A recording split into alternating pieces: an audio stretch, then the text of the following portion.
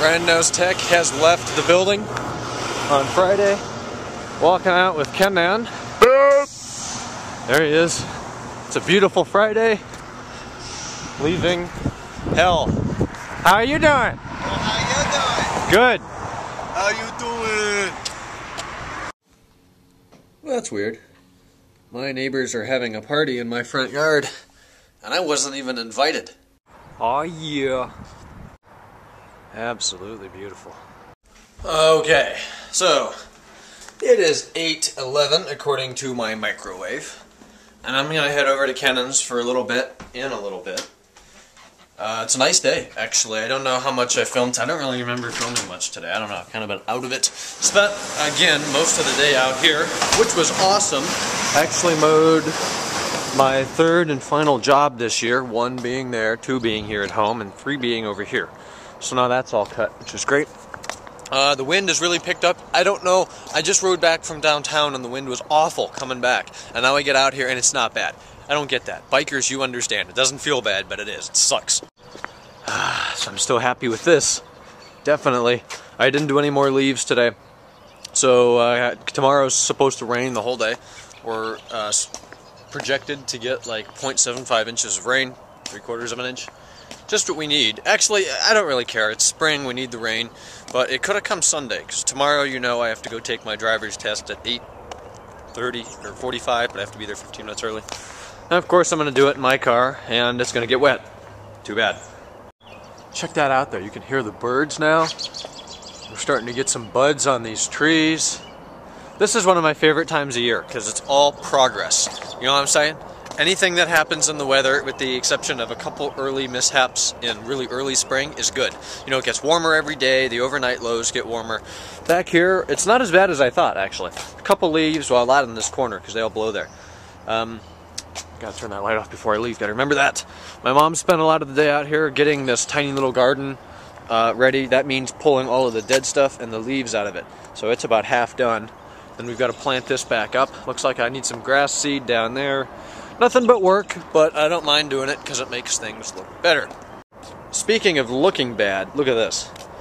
In the summer, I don't know if I ever vlogged back here in the summer before, probably, but I didn't film much of it. We have like a big, this is our patio, obviously. So we have a patio set of furniture that we put out there. The table we actually keep in here because it doesn't fit in the basement, there's no room in the garage, and it needs to stay somewhere during the winter.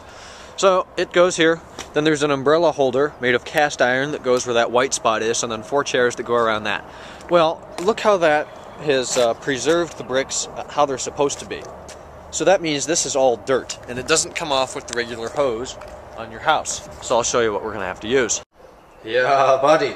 Check that out. 2,200 pounds per square inch pressure washer. So as you can imagine, that's pretty gnarly to get back there. You just hook it up to your regular water supply. You can run like a liquid or a soap through it if you want to do your house. Speaking of which, we're going to have that power wash too. But that should take all this crap off the bricks, and then I have to get a bag of sand to put in between the bricks to keep all of this moss and all the weeds from coming through. Because unlike you, Colt, I don't want a weed farm in my backyard. And by weed, I mean recreational use only. So for the user that asked about my bike, I mentioned I had it in service one day, and then 10 minutes later it was back in the video. We actually had quite a bit of work done to it. I got this last spring. It's a Trek 7200. I thought it had a name in there somewhere. Trek 7200, whatever. I really like it. It was not a real expensive racing bike or anything. It's just really easy to ride. It's a 3x8, 24 speed. And I had a new tire put on the back. It's a hard shell tire, so it's a lot better than the other one. I had new brake pads, which are amazing. These are cool stop brake pads, 2 in the back, 2 in the front. They stop like instantly. The other ones, they were good. They were the Bontrager, or however you say that, brake pads. These were a little bit more expensive, a lot, but they stop on a dime. It's really good. You got to be careful you don't hit the front one too hard, or you're going to do like 6 wheelies though. So I had that done, and then we had the chain oiled and all of this stuff cleaned, and they called it a transmission rebuild. They didn't really entail if anything was replaced. They offered to give me a huge bag of parts when I was done, including the tire, and I said, here's your old parts if you want them. I just told them to recycle it, so they're going to do that. Here's my horn. Jesus!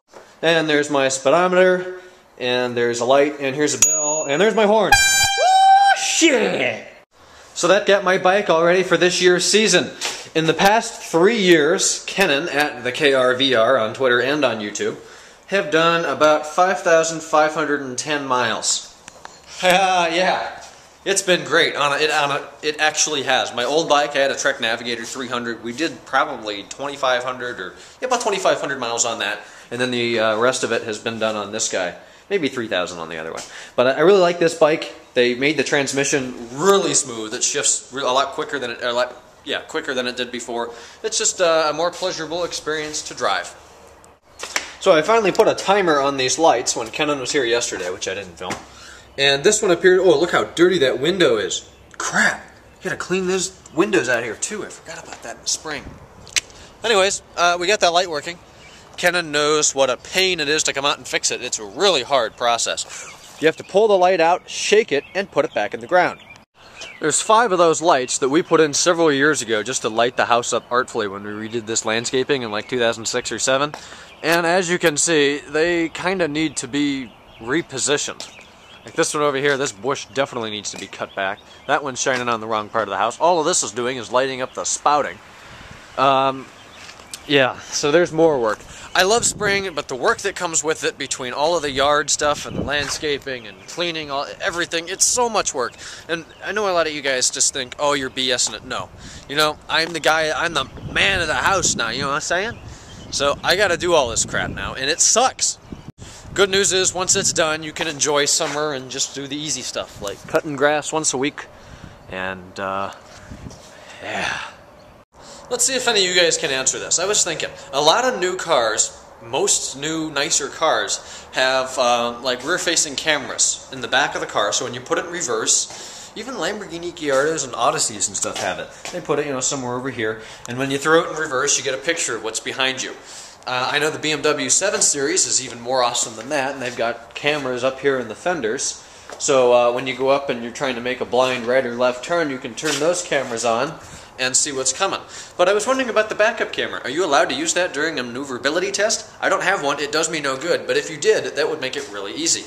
I was practicing the maneuverability test in this last Sunday morning, and my new parking sensors are working fine now, so it's kind of odd, because they freak out when you're coming at an angle and it's like nothing to a solid beep, and then once you straighten it out, they calm down and then go off. So they're not really going to help me because I know where the cones are, but the parking sensors work best when backing straight, and they've already saved me. I don't know if I told anybody this.